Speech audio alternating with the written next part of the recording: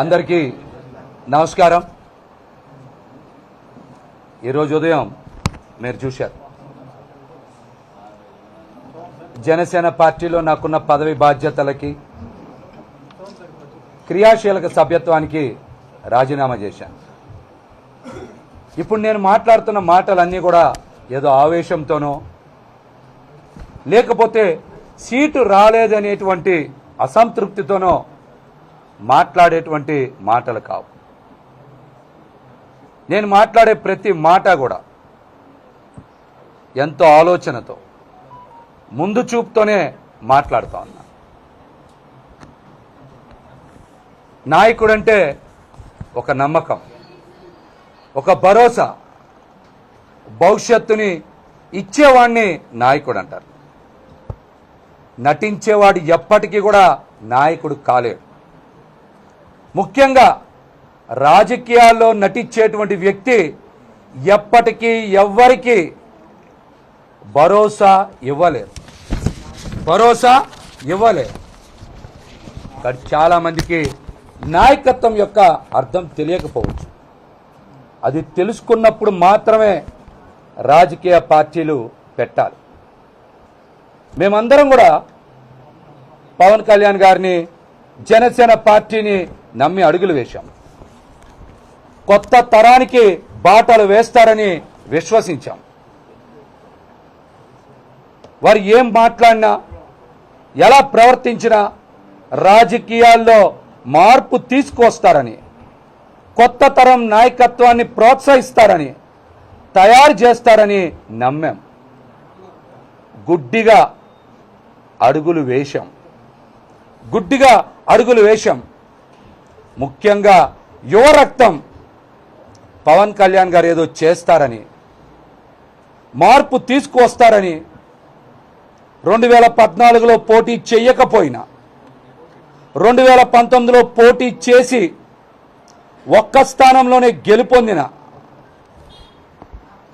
2024లో అద్భుతం జరుగుతుందని, ప్రజలకి మేలు చేస్తారని మేమందరం కూడా ఆశించి భంగపడ్డాం. ఈరోజు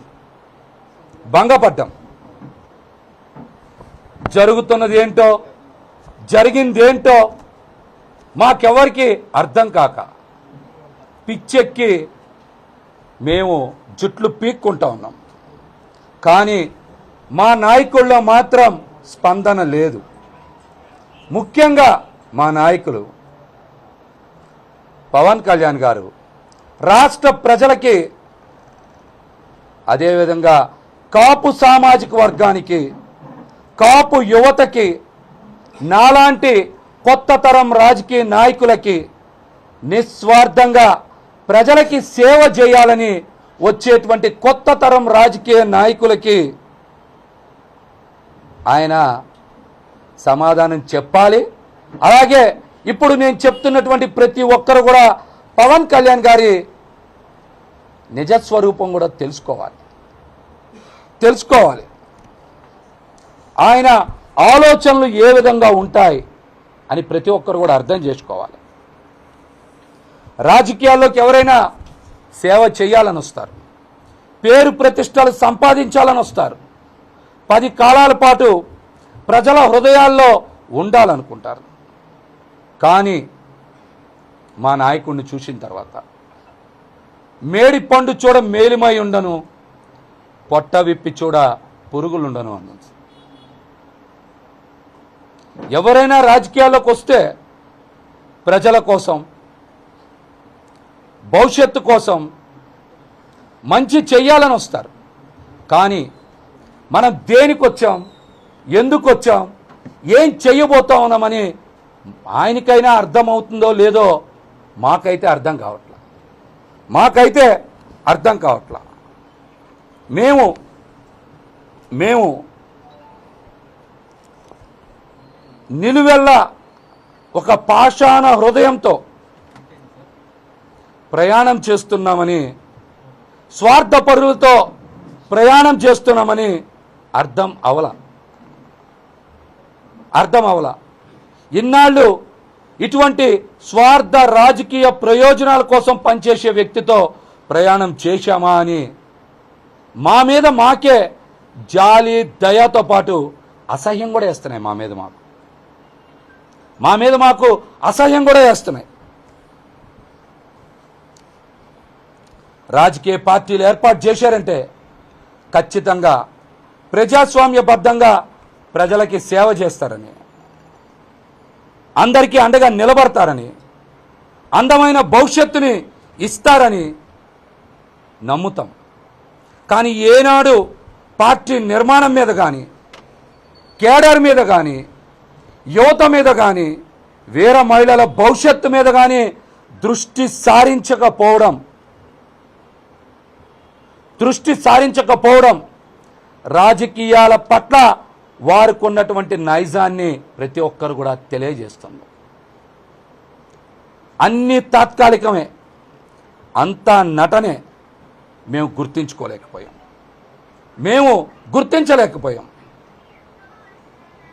నమ్మి ఈ రోజున నట్టేట మునిగిపోతా ఉన్నాం. మేమందరం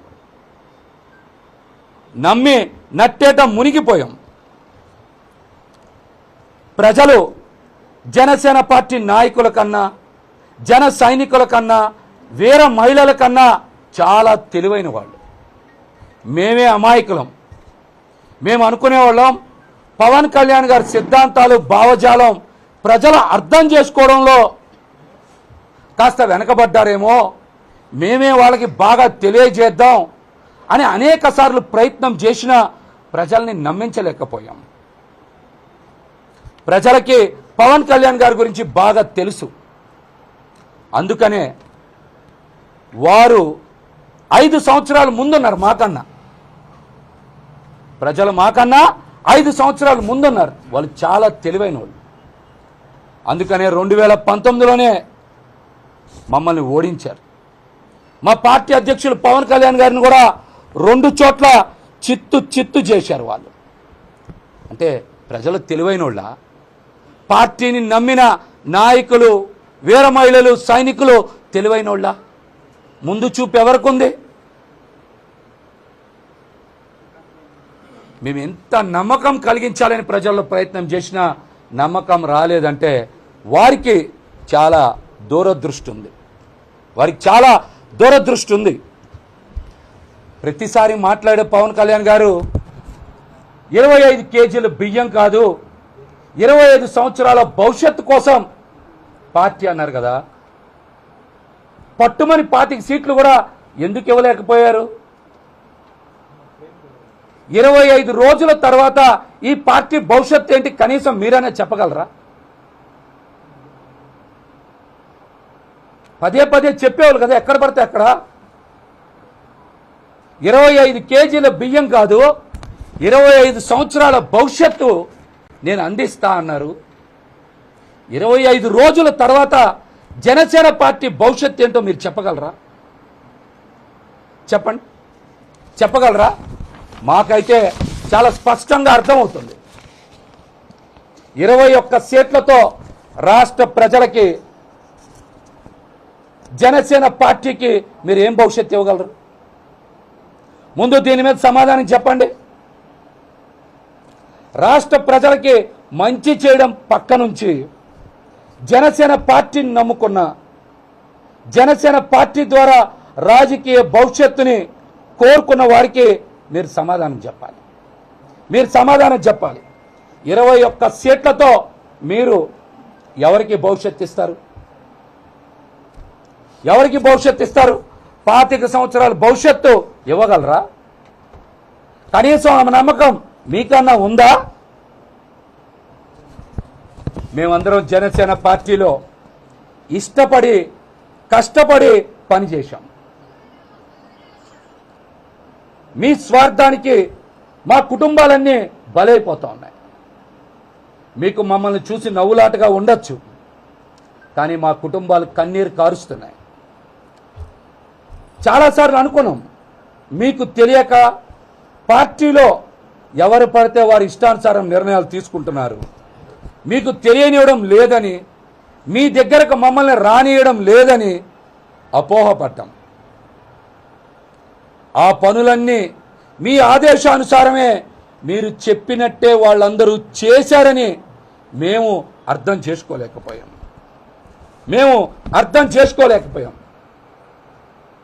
జనసేన పార్టీ ఇంకొక 20 సంవత్సరాలు కొనసాగుతుందనే నమ్మకం ఎవ్వరికీ లేదు. నేను మాట్లాడుతున్నది నాకు టికెట్ రాలేదనో అసంతృప్తితో కాదు. జరుగుతున్న పరిణామాలు వాస్తవాలు అద్దం పడుతున్నాయి. జనసేన పార్టీకి కాలం అతి తొందరలోనే చెల్లిపోతుందని, చాలా తొందరగా చెల్లిపోతుందని, మీ గురించి చాలా స్పష్టత వస్తుంది. నేను మాట్లాడే ప్రతి దానికి నా దగ్గర ఆధారం ఉంది. మీ నడవడికలోనే లోపం ఉంది. మీ చూపులో ద్వంద్వ అర్థాలు ఉన్నాయి. బయట రకరకాల కథనాలు వినబడుతున్నాయి. పార్టీ భవిష్యత్తు పైన, టికెట్లు కేటాయింపు పైన, జనసేన పార్టీని కాపు కాసే ప్రతి ఒక్కరికి మీరు తీసుకునే నిర్ణయాల మీద అనుమానాలు ఉన్నాయి. అసలు జనసేన పార్టీలో పనిచేసిన వారికి ఎవరికి ఎందుకు సీట్లు కేటాయించలేదు? సీట్లన్నీ తెలుగుదేశం పార్టీ నాయకులకే ఎందుకు కేటాయించారు? పార్టీ భవిష్యత్తు ఎవరి చేతుల్లోకి వెళ్ళిపోతుంది? కనీసం మీతో గెలిచిన తర్వాత అయినా 3-4 ఎమ్మెల్యేలు నిలబడతారనే నమ్మకం మీకెక్కడైనా ఉందా? జనసేన పార్టీని దేనికోసం పెట్టారు? ఏం ఆశించి పెట్టారు?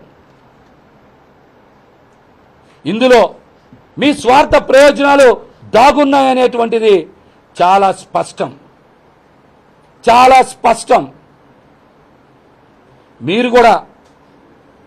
మీరు కూడా జనసేన పార్టీని దేనికోసం పెట్టారు, ఎవరి కోసం పెట్టారు, ఎందుకోసం పెట్టారని రాష్ట్ర ప్రజలతో పాటు జనసేన పార్టీలో 40 లక్షల మంది క్రియాశీలక సభ్యులకు కూడా మీరు సమాధానం చెప్పాలి.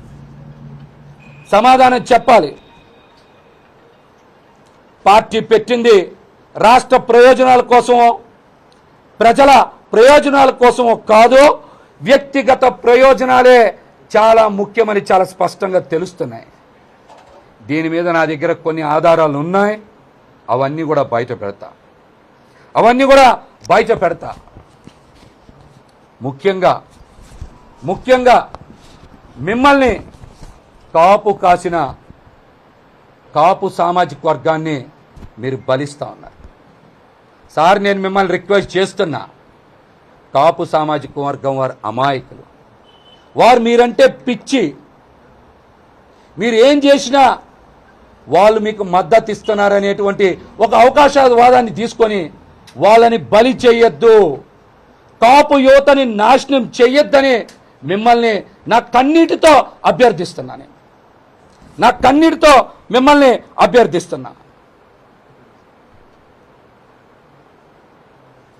మీరు మా గొంతులు కోస్తుంటే నాకింకా నొప్పి తెలుస్తుంది. మీరింకా మా గొంతులు కొయ్యడం ఆపాలి.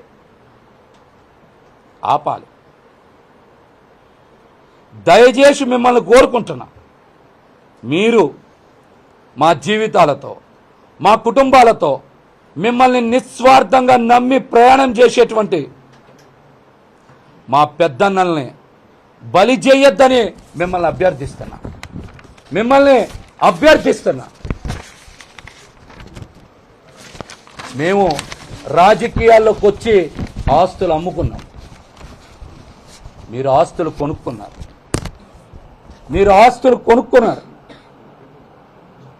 మా రక్త మాంసాలు, మా కన్నీటి కష్టాల పునాదుల మీద మీ అందమైన భవంతులు నిర్మించుకున్నారు. ఇది యథార్థం.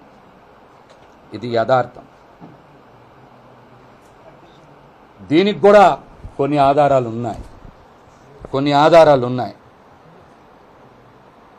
మీరు ఒక్క మాట గుండెల మీద చేసుకొని చెప్పండి, ఈ మధ్యకాలంలో వేరే మహిళలకి పదవీ కాలం కేవలం వాళ్ళకు మాత్రమే ఎందుకు పొడిగించారు? జిల్లా అధ్యక్షులకో, నగర అధ్యక్షులకో, రాష్ట్ర కమిటీకో, పొలిటికల్ అఫైర్స్ కమిటీకో మీరు ఎందుకు వాళ్ళ యొక్క పదవీ కాలాన్ని పొడిగించలా? ఎందుకు పొడిగించలా? వేరే మహిళల్ని కూడా మోసం చేయాలని మీకు ఎలా అనిపించింది సార్? చెప్పండి సార్. మీరు వేరే మహిళలను కూడా మోసం చేయాలని మీకు ఎలా అనిపించింది సార్? వరుసగా కాకినాడ మేయర్ సరోజ్ గారు కానీ,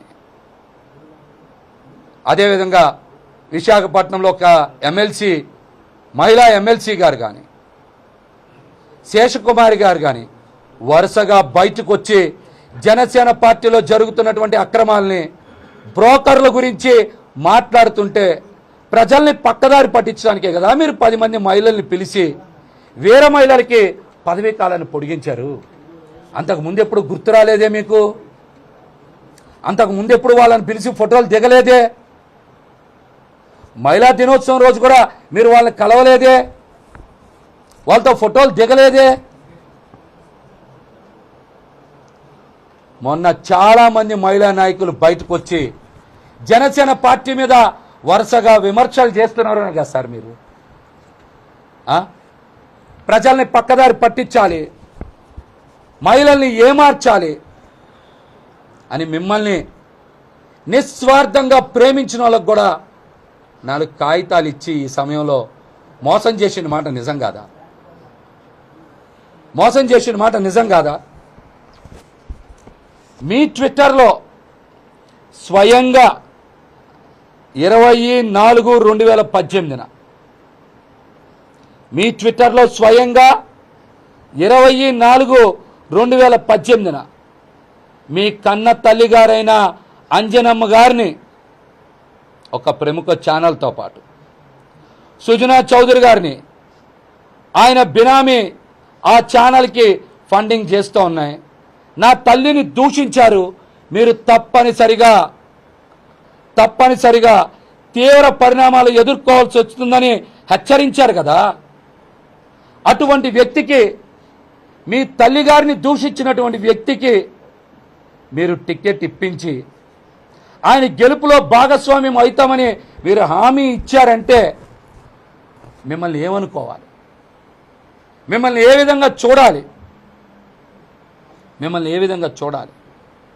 కన్న తల్లిని విమర్శించి పచ్చ నోట్ల కట్టలు పడేస్తే అన్నీ మర్చిపోతారా?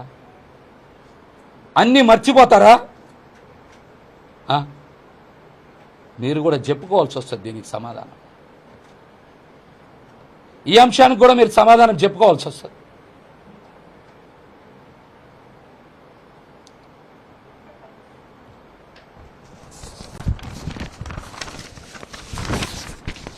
ముఖ్యంగా జనసేన పార్టీని విజయవాడ లాంటి రాజధాని ప్రాంతంలో బతికించాం, కానీ మీరు మమ్మల్ని చంపేశారు. జనసేన పార్టీ జెండా ఉనికి లేదు, గాజు గ్లాస్ గుర్తు లేదు. జన సైనికులకి ఆవేదనని పట్టించుకునే నాదుడే లేడు. గతంలో మీరు చాలా ప్రసంగాల్లో మాట్లాడారు కదా, తెలుగుదేశం పార్టీ మనకి పొత్తులో 10-15 సీట్లు కుక్క బిస్కెట్లు పడేస్తున్నట్టు పడేస్తే మనం తీసుకోవాలా అని మీరు మాట్లాడారు కదా. నేడు తెలుగుదేశం పార్టీకి 144 స్థానాలతో పాటు జనసేన పార్టీలో ఉండేటువంటి 10 స్థానాలు అంటే 154 స్థానాలు మీరే పడేశారా? లేకపోతే తెలుగుదేశం పార్టీయే మనకి ఒక కుక్క బిస్కెట్ లాగా 10 స్థానాలు పడేసిందా? దానికోసం మీరేమన్నా బిస్కెట్లు తీసుకున్నారా? ఏం బిస్కెట్లు తీసుకున్నారో కూడా సమాధానం చెప్పాలి. ఆ వీడియో కూడా కావాలంటే మీకు పంపిస్తా. మీరు మాట్లాడినయే ఇవన్నీ మీరు మాట్లాడినయే, నేను ఎక్కడా మాట్లాడినవి కావు. అసలు భారతీయ జనతా పార్టీ సీట్లు అడిగింది తెలుగుదేశం పార్టీని కదా, సీట్లు సర్దుబాటు చేయాల్సింది తెలుగుదేశం పార్టీ కదా. జనసేన పార్టీని కాదు కదా. మరి జనసేన పార్టీ ఎందుకు త్యాగం చేయాలి, దేనికి త్యాగం చేయాలి, ఆ అవసరం ఏమొచ్చింది?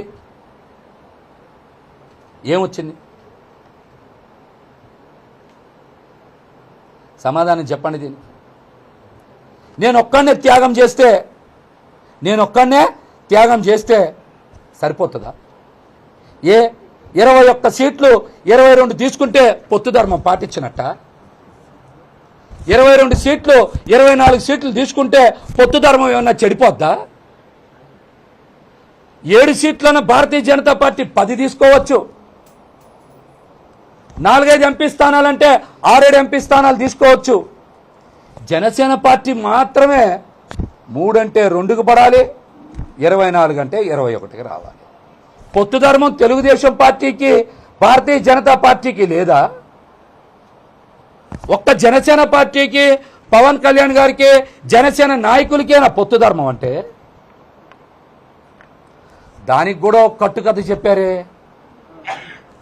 పొత్తు కుదిరిస్తేనంట ఆ నష్టాలు ఎలాగుంటాయంట మాకు తెలియదు. ఎవరన్నా పొత్తు కుదిరిస్తే, ఎవరన్నా పని చేస్తే ఫలితం పొందుతారు, ఎక్కువ సీట్లు తీసుకుంటారు, ఎక్కువ స్థానాలను కోరుకుంటారు పొత్తు కుదిర్చినందుకు. మనమేంటి పొత్తు కుదిర్చి రివర్స్ మాటలు మాట్లాడుతున్నాం? ఇదెక్కడి న్యాయం, ఇదెక్కడ ధర్మం? ప్రకృతిలో ఎక్కడైనా అలా జరుగుద్దా? దాని పేరు త్యాగం అంటారా? అంటే పార్టీ భవిష్యత్తు మీద మీకు దృష్టి లేదా?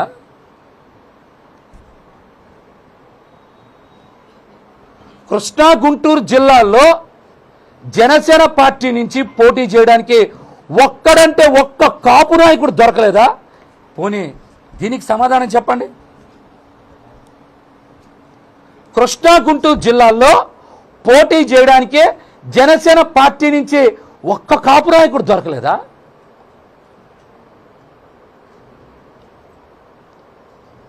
చెప్పమనండి దీనికి. అన్ని పార్టీలు విధేయతకి పట్టం కడితే, జనసేన పార్టీకి విధేయతగా ఉంటే మా రాజకీయ భవిష్యత్తు అనే తలలు నరికేస్తారా?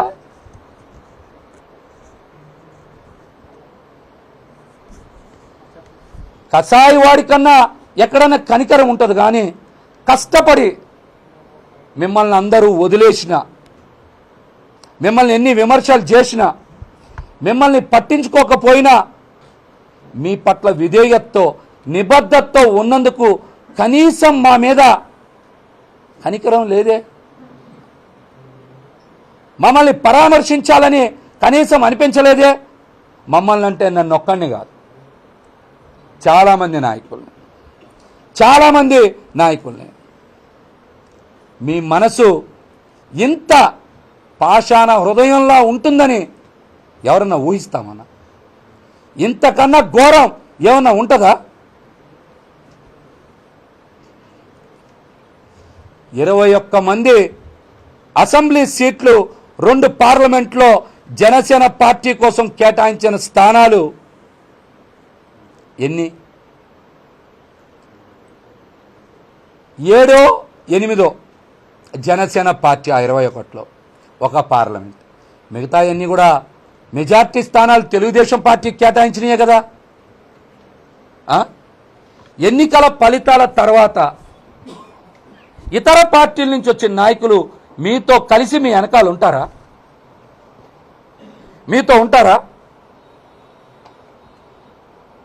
తెలుగుదేశం పార్టీకి మద్దతు ఇస్తారా? అంటే ఇదంతా కూడా మ్యాచ్ ఫిక్సింగే కదా. ఇది చాలా స్పష్టంగా అర్థమవుతుంది కదా. రేపు తెలుగుదేశం పార్టీ నుంచో ఇతర పార్టీల నుంచి వచ్చిన నేతలు మీకు మద్దతు ఇవ్వకుండా తెలుగుదేశం పార్టీ తరఫున అసెంబ్లీలో సంతకాలు పెట్టి జనసేన పార్టీని ఆ పార్టీలో విలీనం చేస్తే మీరు అడ్డుకోగలరా?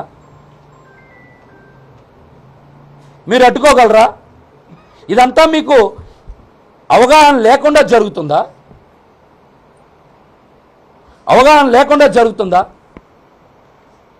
మీరు ఇచ్చే టికెట్లన్నీ తెలుగుదేశం పార్టీ నాయకులకు తెలిసే ఇస్తున్నారంటే ఇది మ్యాచ్ ఫిక్సింగ్ కాదా? జన సైనికుల్ని, వీర మహిళల్ని మోసం చేస్తున్నట్లు కాదా?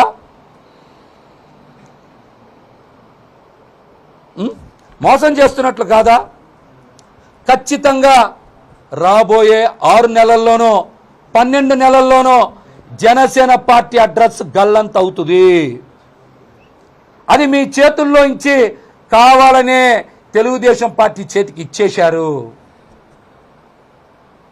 ఖచ్చితంగా జనసేన పార్టీ ప్రజారాజ్యం పార్టీ 2 అయి తీరుతుంది.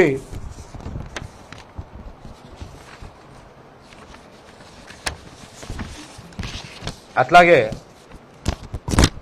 ఎవరైనా సరే గెలిచే స్థానాన్ని తీసుకుంటారా, మైనస్లో ఉన్న స్థానాన్ని తీసుకుంటారా? మీరు చెప్పండి.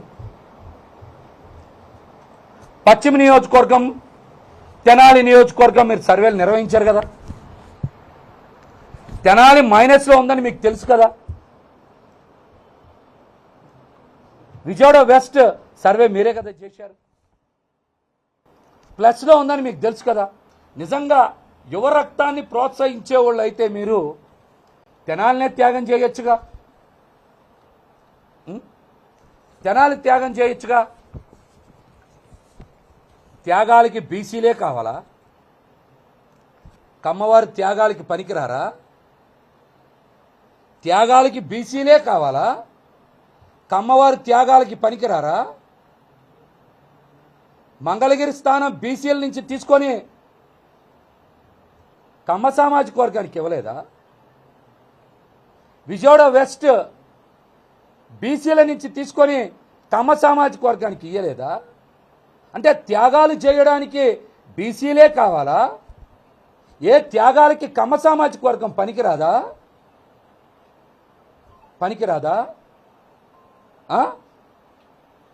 పోనీ పశ్చిమ నియోజకవర్గం సీటు పెత్తందారులకో క్యాపిటలిస్టులకో కాకుండా మీరు ఏ బలహీన వర్గాలకో లేకపోతే ముస్లింలకో లేకపోతే సోము వీర్రాజు గారు లాంటి మా పెద్దన్న లాంటి వాళ్ళకో ఇస్తే నేను పూర్తిగా సహకరించేవాడిని, కష్టపడి పనిచేసేవాడిని. కానీ మీరు సీట్ ఇచ్చింది ఎవరికి? సీటు కేటాయింపులో మీరు మద్దతు ఇచ్చింది ఎవరికి? స్వయంగా మీ తల్లి గారిని దూషించిన ఛానల్కి, పెట్టుబడులు సమకూర్చిన సుజనా చౌదరి గారికి. ఈ మాట నేను చెప్పాలా? మీరే ట్విట్టర్ వేదికగా చెప్పారు.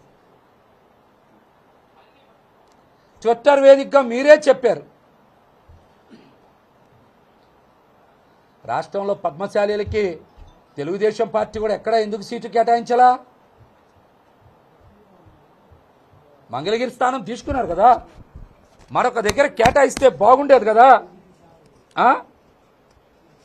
మరి ఇంకెవరికి ఎక్కడ పద్మశాలీలకి ఒక్క సీటు కూడా ఎందుకు కేటాయించాలా? అంటే త్యాగాలకి మళ్ళీ బీసీలే కావాలా? పోనీ గుంటూరు జిల్లాలో పోటీ చేయడానికి ఒక్క నాదెండ్ల మనోహరే ఉన్నారా? అక్కడ ఒక్క కాపు కానీ, ఒక బీసీ కానీ, ఒక ముస్లిం కానీ, ఒక ఎస్సీ కానీ, ఒక ఎస్టీ కానీ జనసేన పార్టీలు ఎవరు పనికిరాలేదా? ఇది ఎక్కడి సామాజిక న్యాయం?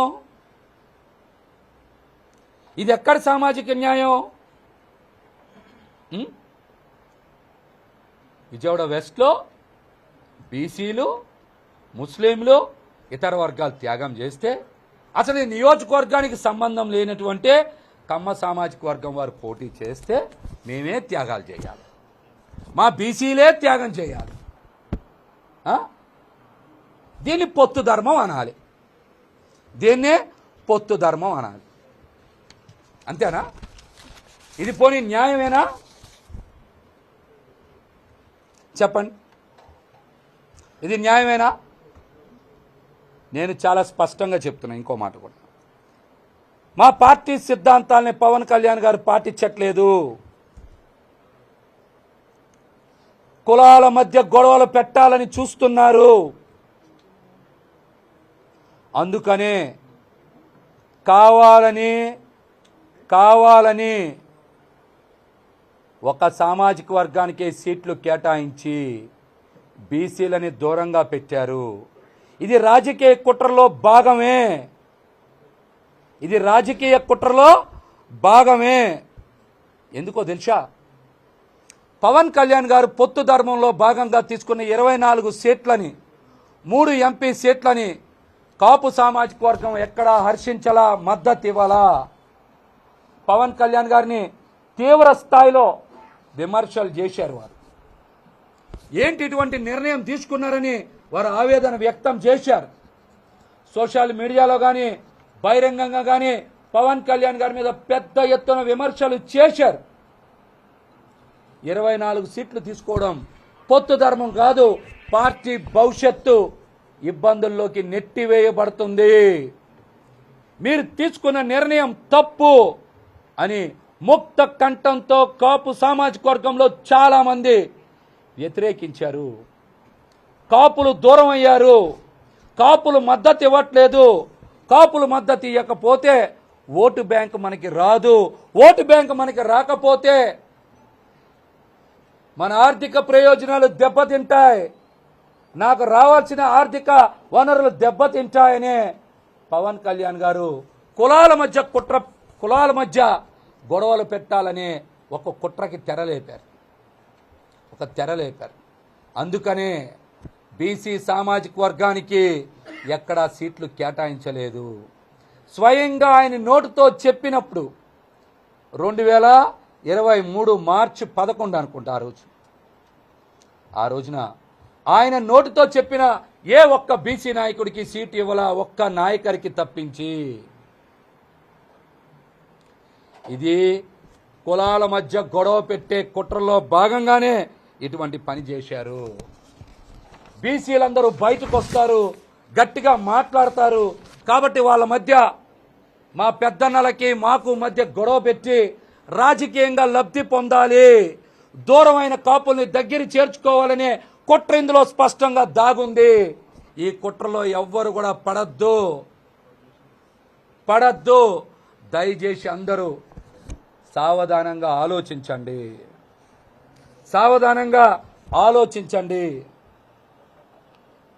అట్లాగనే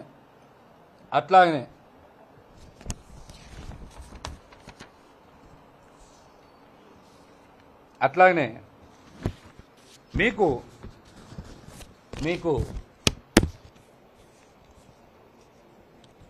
భీమవరంలో సీటుని పిఠాపురానికి మార్చుకోవాల్సిన అవసరం ఏమొచ్చింది? మా అందరి ఆవేదన కూడా ఒక సమయంలో ఇది. ఇవాళ లేదనుకోండి, నాకు చెప్తుంది, ఇవాళ లేదు. గెలిచే భీమవరం స్థానాన్ని మీరు పిఠాపురం దేనికి మార్చుకోవాల్సి వచ్చింది? భీమవరంలో ఉన్నది 2 పార్టీలే కదా, జనసేన పార్టీ, వైసీపీ పార్టీ. లేని తెలుగుదేశం పార్టీకి మీరు సీటు కేటాయించడం వెనక మతలబ్ ఏంటి? పోనీ అక్కడ మీకోసం నిలబడి స్థానిక సంస్థల ఎన్నికలు చేసిన చిన్నబాబుకు సీటు కేటాయించవచ్చు కదా. కానీ తెలుగుదేశం పార్టీకి అక్కడ కూడా సీటు ఎందుకు ఇచ్చారు? మీరు సొంత ఇల్లు కట్టుకోవడానికి కూడా నాకు స్థానిక ఎమ్మెల్యే ఇబ్బందులు పెడుతున్నారని మాట్లాడారు కదా. ఇది కూడా పచ్చి అబద్ధం. అక్కడ పవన్ కళ్యాణ్ గారికి అత్యంత సన్నిహితులైనటువంటి ఒక వ్యక్తి ఇంటి నిర్మాణాన్ని చేశారు.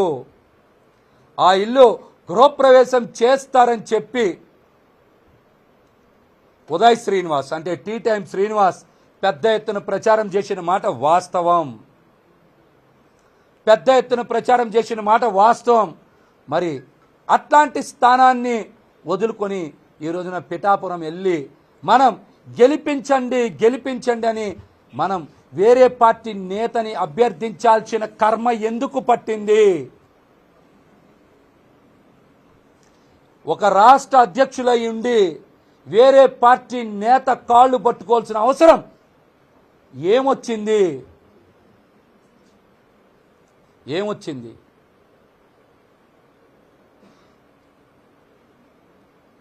ఏమొచ్చింది?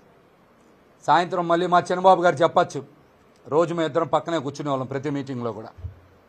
పశ్చిమ గోదావరి జిల్లా అధ్యక్షుడు మహేష్ గారు నాకే ఇంట్రెస్ట్ లేదు అందుకే పోటీ చేయలేదని కూడా చెప్పిస్తారు సాయంత్రం నుంచి. సాయంత్రం నుంచి ఈ మాట కూడా చెప్పిస్తారు. రమణ గారు వినొచ్చు సాయంత్రం ఈ మాట కూడా, ఈ మాట కూడా వినొచ్చు. అసలు అనకాపల్లి సీటు మనం ఎందుకు వదిలేసుకున్నాం? అనకాపల్లి సీటు ఎందుకు వదిలేసుకున్నాం? అక్కడ నాగబాబు గారు పోటీ చేస్తారని కూడా అందరూ మాట్లాడుకున్నారు. నాగబాబు గారు కూడా అక్కడ వారం రోజులు ఉన్నారు కదా. మరి అంత అర్జెంటుగా ఎందుకు అనకాపల్లి సీటును వదిలేసుకున్నాం? అన్నయ్యని కూడా త్యాగం చేశానని మాటలు చెప్తున్నారు కదా, దాని వెనకాల మతలబ్ ఏంటి? నాగబాబు గారిని త్యాగం చేయడం వెనక మతలబ్ ఏంటి?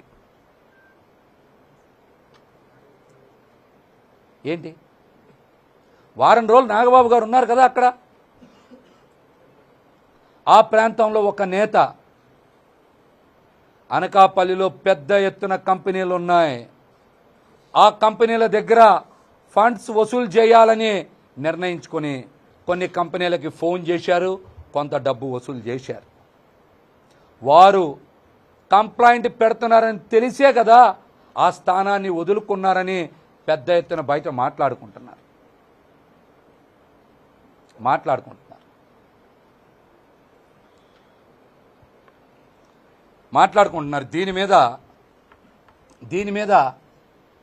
దీని మీద వాస్తవాలు బయటికి వెల్లడించాలి. గతంలో నాగబాబు గారు ఒక ఆడియో ఫంక్షన్లో చెప్పారు, పవన్ కళ్యాణ్ గారిని మేము వదులుకున్నామని. ఇవాళ మీరు నాగబాబుని వదులుకున్నారు. దీన్ని త్యాగం అంటారా? పొత్తు ధర్మం అంటారా? ఆడియో ఫంక్షన్లో నాగబాబు గారు చెప్పారు కదా, చాలా గట్టిగా మాట్లాడారు. ఇవాళ మీరు నాగబాబు గారిని వదులుకున్నారు. దీని పొత్తు ధర్మం అంటారా?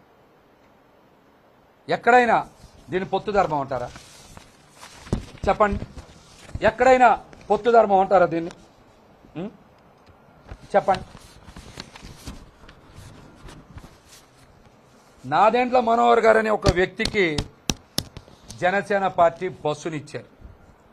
ఆయన డ్రైవింగ్ ఎక్కడా సరిగ్గా చేయలే. ఈ 5 ఏళ్లలో జనసేన పార్టీ బస్సుని పెద్ద కొండ గుద్ది మొక్కలు చేశాడు ఆయన.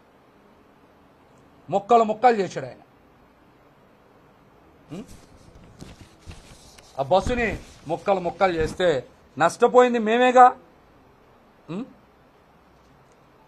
జనసేన పార్టీ బస్సుని ఘోరంగా యాక్సిడెంట్ చేసినటువంటి వ్యక్తి నాదెండ్ల మనోహర్ కాదా?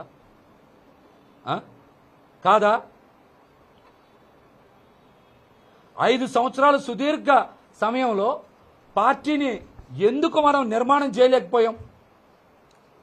7 జిల్లాల్లో పార్టీ అసలు ఎందుకు నిర్మాణం కాలా? ఏమన్నంటే కేడర్ మీద ఇష్టం వచ్చినట్టు మాట్లాడటమే చెల్లిపోతుంది మీకు.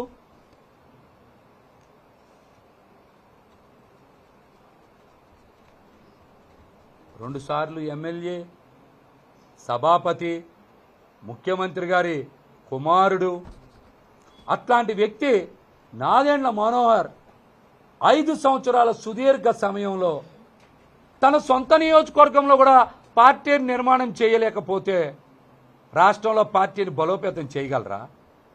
అట్లాంటి వ్యక్తికి జనసేన పార్టీ అనే బస్సుని, స్టీరింగ్ని చేతిలో పెట్టి మొత్తం జనసేన పార్టీ జీవితాన్నే సర్వనాశనం చేయడం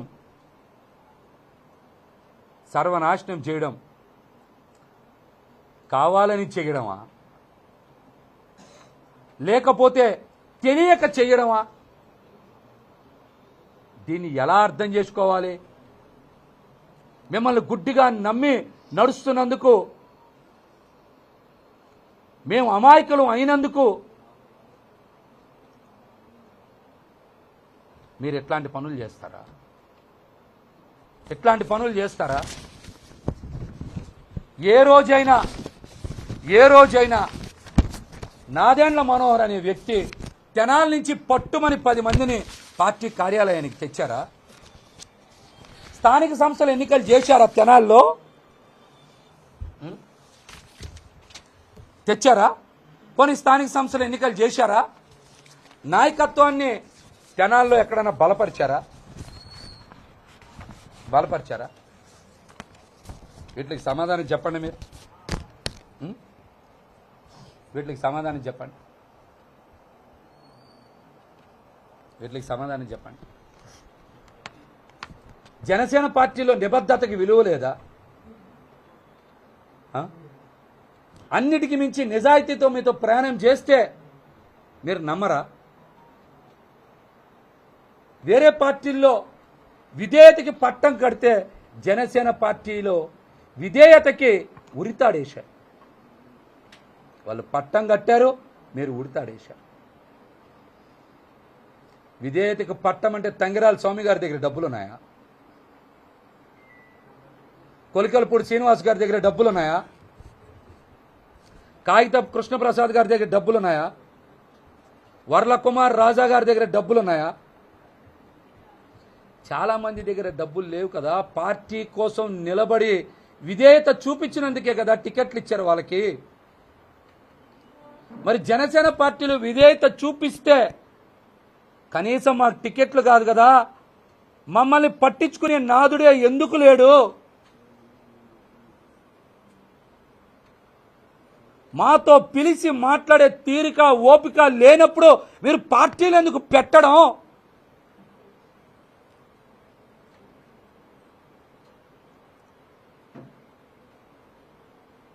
మాలాంటి వాళ్ళందరితో, కొత్త తరం రాజకీయ నాయకులతో ఎందుకు చెలగాటం ఆడడం?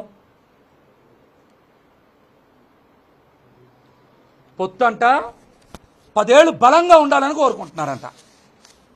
అంటే మమ్మల్ని 10 ఏళ్ళు జెండా మోసే కూలీలుగా చేయాలనా? ఇంకా 10 ఏళ్ళు జెండా మోసే కూలీలుగా చేయాలా మమ్మల్ని?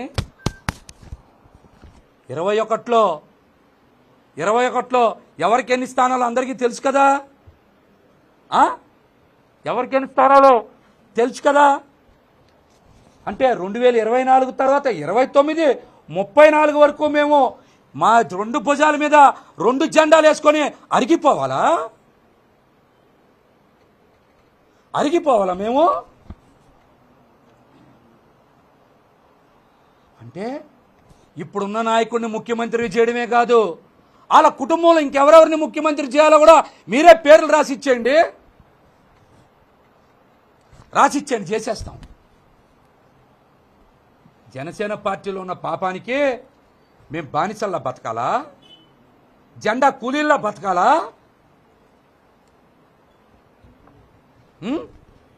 బతకాలా? మీరు చెప్పండి, ఎవరు ముఖ్యమంత్రి కావాలో, వాళ్ళ తర్వాత ఎవరు కావాలో, వాళ్ళ తర్వాత ఇంకెవరు కావాలో చెప్తే జన సైనికులందరం జెండా మోసే కూలీలుగా సిద్ధంగా ఉంటాం. ముందే చెప్పారు, స్థానిక సంస్థల ఎన్నికల్లో పొత్తులో భాగంగా జనసేన పార్టీ 1/3 సీట్లే తీసుకుంటారంట. ఆ 1/3 సీట్లలో మళ్ళీ భారతీయ జనతా పార్టీకి 50% ఇవ్వాలంట. అంటే ఒక నియోజకవర్గంలో 21, 22 డివిజన్లు ఉంటే జనసేన పార్టీకి వచ్చే స్థానాలు ఎన్ని అవుతాయి? 3, 4 అవుతాయి. ఆ 3, 4 జనసేన పార్టీ వాళ్ళకే వస్తాయని గ్యారంటీ ఏంటి? ఇప్పుడులాగే వేరే పార్టీ నేతలు వచ్చి కండువా కప్పుకుంటే ఆ 3, 4 కూడా ఆ పార్టీ వాళ్ళకే కదా ఇస్తారు. మళ్ళీ అసెంబ్లీ సీట్లే మీరు ఇవ్వలేదు కదా, రేపు కార్పొరేషన్లోనో పంచాయతీల్లోనో ఇంక ఇస్తారా సీట్లు? ఇస్తారా? అసలు జనసేన పార్టీ వాళ్ళని రాణిస్తారా?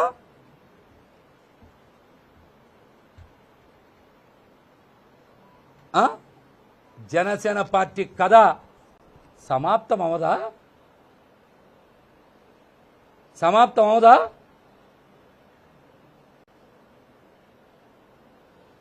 మమ్మల్ని అందరినీ భవిష్యత్తు మీద ఎన్నో ఆశలు కల్పించి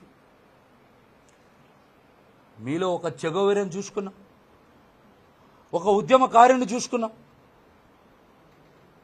మీరు నిలబడతారనుకున్నాం. మీరు ఇలా నట్టేట ముంచేస్తారని మా కల్లో కూడా ఊహించల.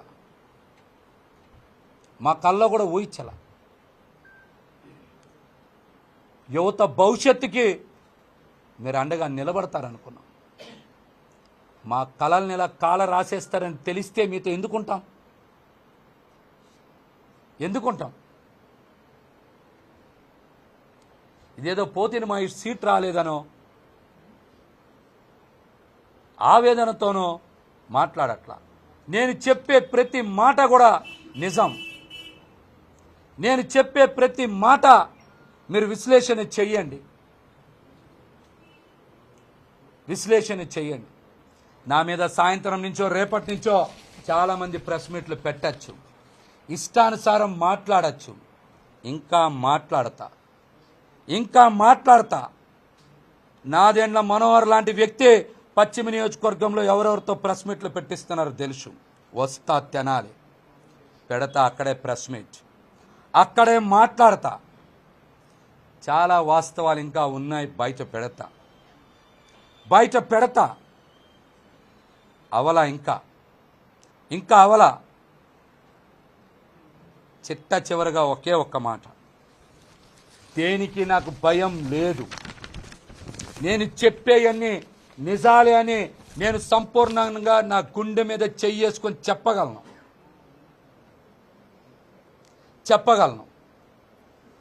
పవన్ కళ్యాణ్ గారిని ఒకే ఒక్క కోరుకుంటున్నా. రేపు పిఠాపురంలో మీ సొంత ఇల్లు గృహప్రవేశం చేస్తున్నారు కదా, అక్కడికి మీరు అన్నా లెజినోవా గారితో రావాలి, గృహప్రవేశం చెయ్యాలి. నెల రోజుల పాటు ప్రచారంలో పాల్గొనేలాగా మీరు ఏర్పాట్లు చెయ్యాలని నేనైతే మనస్ఫూర్తిగా పవన్ కళ్యాణ్ గారిని కోరుకుంటున్నా. మరిన్ని విషయాలు, నా రాజకీయ భవిష్యత్తుకు సంబంధించిన విషయాలన్నీ కూడా తొందరలోనే ప్రకటిస్తాం. పునర్జన్మలో మాకు నచ్చిన పని చేస్తాం.